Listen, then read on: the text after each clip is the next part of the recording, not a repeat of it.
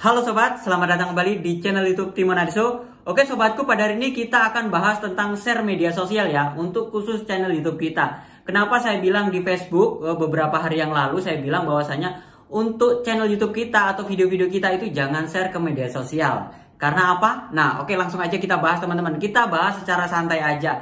Jadi ini berdasarkan pengalaman pribadi saya bahwasanya untuk share video-video kita, channel YouTube kita atau video YouTube kita ke media sosial itu kalau menurut saya itu bisa menghancurkan view kita teman sekalian. Kenapa saya bilang menghancurkan view kita? Oke, kita bahas satu persatu teman sekalian. Begini, untuk algoritma YouTube, untuk sistem rekomendasi YouTube itu kan berdasarkan durasi tonton ya. Semakin lama ditonton video kita itu semakin bagus. Semakin orang itu betah di channel YouTube kita itu akan semakin bagus.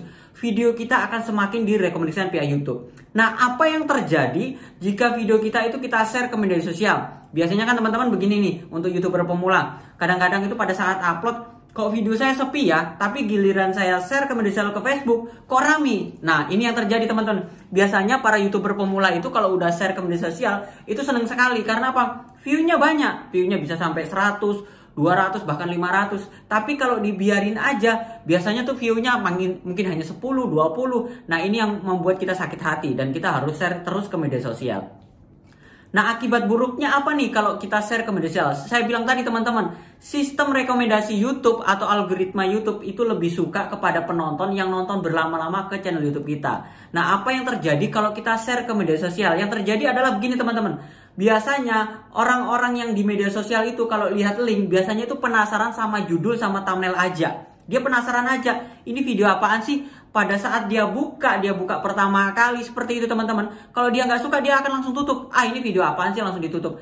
Nah, itu yang mengakibatkan sistem rekomendasi YouTube-nya hancur. Nah, beda lagi teman-teman, kalau kita tidak melakukan share, kita biarkan aja secara alami. Beda lagi ya. Yang penting adalah judulnya itu tertarget dulu. Jadi buat teman sekalian kalau bikin konten itu nggak boleh sembarangan.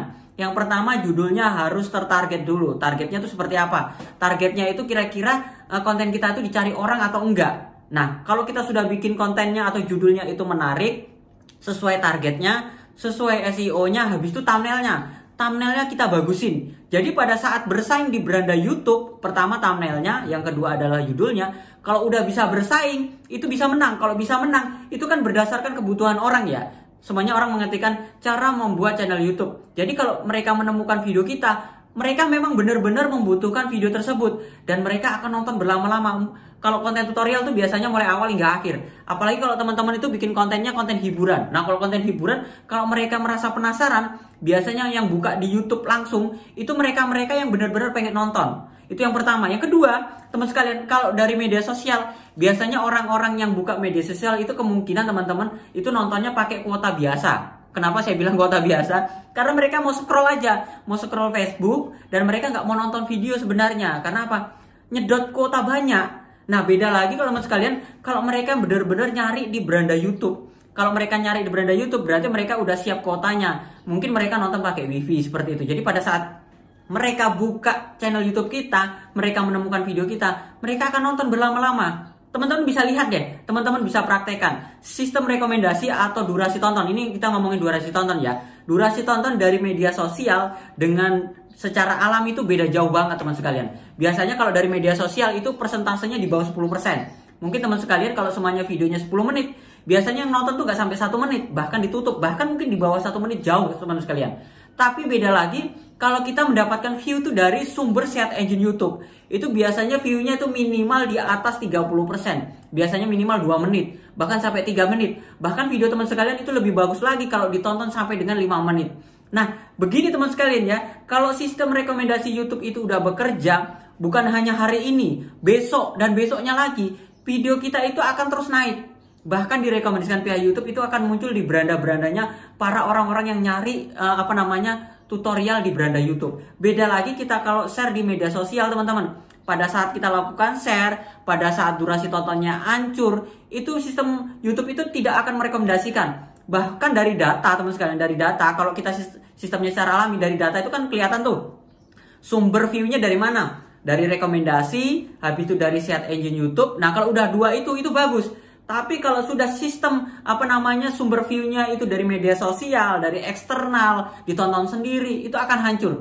Mungkin kalau ditonton sendiri masih mendingan ya, kita bisa menggunakan Gmail lain, kita bisa menggunakan perangkat lain, supaya apa? Supaya penontonnya seolah-olah alami. Tapi cara itu kalau menurut saya sih nggak pas menurut saya teman-teman. Apalagi kalau kita melakukan upload, kita menggunakan beberapa HP, kita tonton sana, tonton sini, itu bikin capek. Bikin capek kalau menurut saya teman-teman. Karena apa? Kita nggak bisa memaksakan orang itu suka sama video kita. Jadi yang suka tuh hanya kita. Itu percuma. Jadi kita harus menyajikan kualitas konten yang bagus, thumbnail yang bagus, judulnya tertarget. Biarkan aja dari search engine YouTube. Biarkan aja sistem rekomendasi dan sistem penelusuran YouTube yang bekerja. Tapi kalau teman sekalian itu mengandalkan dari media sosial, yang terjadi apa? Banyak para YouTuber pemula itu channel YouTube-nya itu tiba-tiba di-suspend, tiba-tiba apalagi kalau blog ya atau website, itu rawan sekali kalau teman-teman share ke media sosial, itu nggak lama. Paling usia akun Google AdSense-nya itu nggak lama, mungkin sebulan 2 bulan besoknya itu sudah di-banned, sudah hilang begitu. Nah begitu ya teman sekalian. Yang lain-lain lagi teman-teman,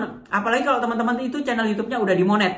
Nah kalau channel YouTube-nya udah dimonet, ini lebih parah lagi teman-teman. Pertama, tadi sistem rekomendasi YouTube-nya nggak bekerja ya, dan kita view kita itu sumbernya dari luar ya, dan nggak direkomendasikan via YouTube. Kalau udah nggak direkomendasikan via YouTube, kita mau nonton terus? Apa kita mau share ke Facebook terus? Enggak kan? Kita kan pengennya itu sistem rekomendasi YouTube atau video kita tuh memang benar-benar dari para YouTube atau orang-orang yang nyari di beranda YouTube seperti itu.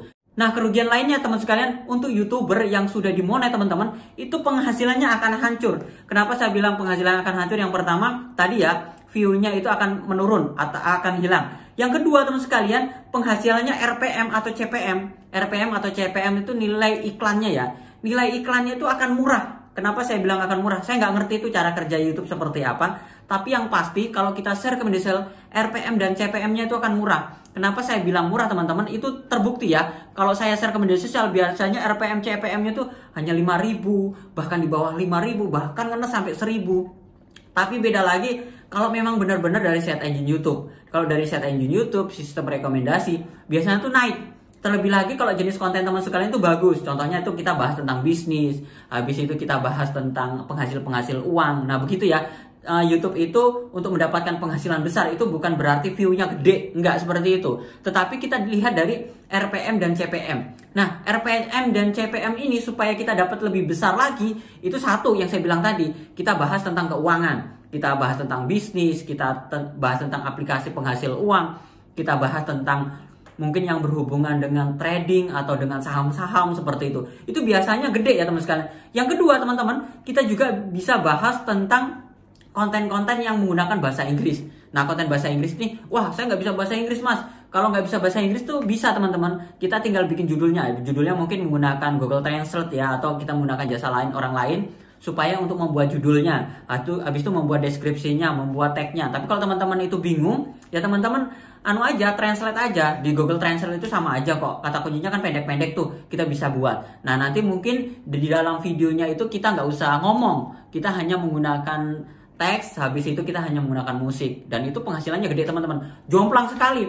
RPM, CPM kalau di konten Indo itu kan hanya mungkin 5.000, 10.000, mentok-mentok 30.000. Tapi kalau RPM dan CPM luar negeri itu teman-teman, jangankan 100.000, bisa jadi sampai 500.000, bahkan sampai 1 juta teman-teman. Karena kejadian pernah dulu pada saat saya ngelola sebuah blog, itu kejadian ya teman-teman. Itu konten bahasa Inggris dengan konten Indo. Konten Indo kan minimal itu paling 500 sampai dengan 1.000 ya penghasilannya untuk satu klik iklannya. Tapi giliran saya membuat konten luar negeri, pernah tuh itu kliknya itu sampai 300 sampai dengan 400.000 satu kali klik teman-teman. Tapi untuk mendapatkan view-nya itu susah sekali karena persaingannya besar.